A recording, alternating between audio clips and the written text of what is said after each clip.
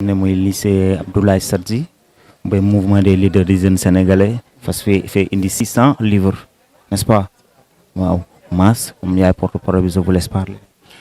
Salam alaikum à toute la population rufisquoise. Aujourd'hui, le mouvement des jeunes du Sénégal a réalisé un important don de livres destiné au lycée Abdoulaye Sadji. C'est dans le cadre de notre programme national Un lycée, une bibliothèque, qui consiste à renforcer les bibliothèques et à créer des bibliothèques au lycée.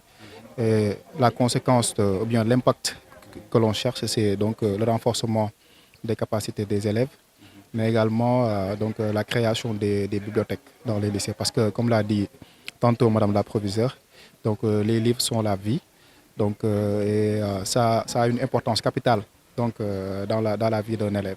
Voilà, c'est effectivement ce don de livres vient en son heure, puisqu'il y a la journée mondiale des livres. Et nous en profitons pour remercier nos partenaires qui sont à l'étranger. Il s'agit de l'ONG Horizon Sahel, qui nous ont octroyé presque 400 cartons de livres. 400 cartons de livres, estimés presque à 4000 livres. Presque à 4000 livres. Nous en profitons pour remercier tous nos partenaires, tous ceux qui nous ont soutenus, ainsi que l'ensemble des membres du mouvement des jeunes du Sénégal qui ont fait le déplacement et qui s'activent jusque-là dans le cadre de la réalisation des activités. Et c'est que vous êtes encore Effectivement, le mouvement des jeunes du Sénégal s'est toujours activé dans le secteur de l'éducation. Nous avons mené un programme national de dons de fournitures scolaires. On l'a réalisé ici à Rufisque. C'était au CMK Marchand. On l'a réalisé également partout au Sénégal. Et aujourd'hui, nous sommes là pour faire la même chose au lycée Abdoulaye Sadji, qui est un lycée d'excellence et qui mérite vraiment ces dons-là, parce que nous avons étudié ici. Il s'agit de rendre la pièce aux différents professeurs qui ont participé à notre formation. C'est pour les publics ou bien les privés? Les lycées ciblés, ce sont les lycées publics. Ce sont les lycées publics qui sont ciblés. Maintenant, pour les privés, nous allons mettre en place, nous allons faire un don au Cercle Moïse Gueye dès le lundi. Un don également de 400 livres dès le lundi au Cercle Moïse Gueye. Pour permettre à ceux qui sont dans le privé de pouvoir avoir accès à ces livres-là également. Voilà, nous allons faire de telle sorte que tout le monde se sentira dedans. Voilà. Dernier mot, s'il vous plaît. Encore une fois, nous remercions l'ensemble de la population rufisquoise et l'ensemble des membres du mouvement des jeunes du Sénégal, mais également l'ensemble de l'administration des différents lycées qui nous ont accueillis et qui nous ont permis la réalisation de ce programme-là. Ainsi que nous remercions également les autorités administratives, que ce soit le préfet, le maire, et également les représentants de l'IEF et des parents d'élèves. Voilà, merci. Nous sommes tous. Je suis Mame Samba Diamanka, jiite mouvement des jeunes du Sénégal.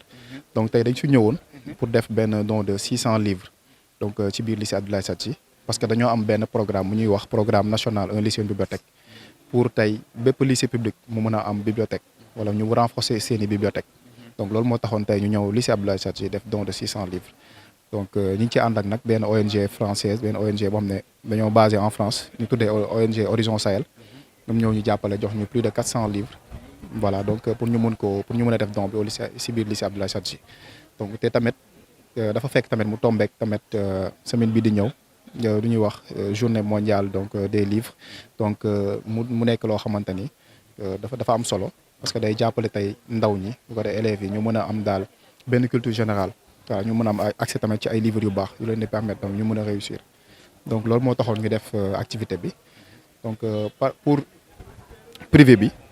Pour privé bi dañ leen jagleel lundi journée suba gannaaw suba lundi ñu defal leen benn don ñoom tamit Cercle Moïse Gueye bu ko defee suñuy def kii bi bu ko defee ñoom tamit dinañ mën a am accès ci livres yi accès ci livres yi. Voilà, loolu daal laa mënul lay wax. Ñu ngi nuyu ñëpp membre mouvement des jeunes du Sénégal yëpp ñi nga xam def nañ déplacement bi participer nañ ci activité bi. Administration lycée Abdoulaye Sadji, le préfet, le maire de la ville, mais également l'IA. Nous les remercier au bar ainsi que nos partenaires. Voilà. Si vous voulez intégrer. Au moment où vous voulez intégrer, nous nous sur le 77 822 68 39. Voilà, voilà, moi envoyer un message. Numéro bien WhatsApp, nous envoyer un message. Comme ça, nous allons faire le tour pour intégrer. voilà. Rufisque la yem wala.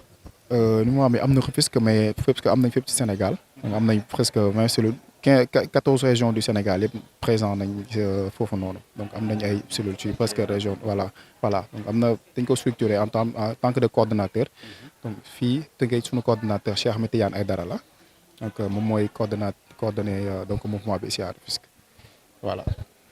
Nous vous adressons nos salutations les plus respectueuses. Permettez-nous de remercier l'association des jeunes leaders du Sénégal, conduite par son président M. Diamanka.